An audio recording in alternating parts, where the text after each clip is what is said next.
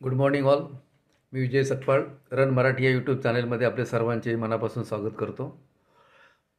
मागच्या व्हिडिओमध्ये मला रनिंग क्षेत्रामध्ये जे अनुभव आले ते मी शेअर केले होते. तर तुम्हाला असा प्रश्न पडला असेल की मी रनिंगच का निवडलं. तर ते रनिंग निवडण्याचं कारण एकच होतं की मला ही ॲक्टिव्हिटी सर्वात सोपी वाटली, बिना खर्चाची वाटली. आणखीन या ॲक्टिव्हिटीमुळे मला बरेचसे फायदे झालेत.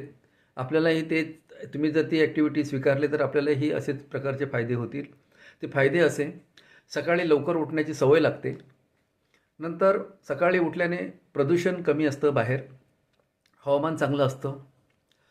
नंतर एक जोश गारवा असल्याकारणाने ते थोडंसं चालायला किंवा धावायला मजा येते. नंतर थोडंसं आणखीन एक लोक आपल्या आजूबाजूला पण लोक वगैरे पळताना वगैरे दिसतात, त्यामुळं आणखीन आतून प्रतिसाद उत्साह वाढतो धावण्याचा वगैरे किंवा चालण्याचा वगैरे. तर आणखीन शरीर निरोगी राहतं. आपल्या धावल्याने आपले फुफ्फुसं आहेत ती जरा मजबूत होतात आणि एक चांगल्या प्रकारे एक पूर्ण दिवस अगदी आनंदात असं जातो. हा माझा अनुभव आहे. आणि म्हणून प्रत्येकाने, मला वाटतं की प्रत्येकाने आपल्या आयुष्यातला किंवा आपल्या दर दिवशी एक एक तास तरी स्वतःच्या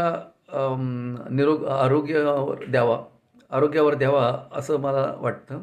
आणि हीच रिक्वेस्ट आहे. हेच सांगण्यासाठी मी इथपर्यंत या यूट्यूब चॅनेलचा मी वापर करत आहे. तर याचं कोणत्याही प्रकारचं नुकसान नाही आहे. जर केलं तर आज आपण जर याचा 1 तास दिला आपल्याला, तर 1 तासाने आपलं आयुष्य नक्कीच यापुढे वाढेल, यात शंका नाही. आपली शारीरिक जी आहे ती स्थूलता आहे ती कमी होते आणि शरीरामध्ये लवचिकपणा येतो. आणखीन एक बाहेर समाजामध्ये किंवा बाहेर जो लोकांचा बघण्याचा जो दृष्टिकोन आहे तो पूर्णपणे चेंज होतो.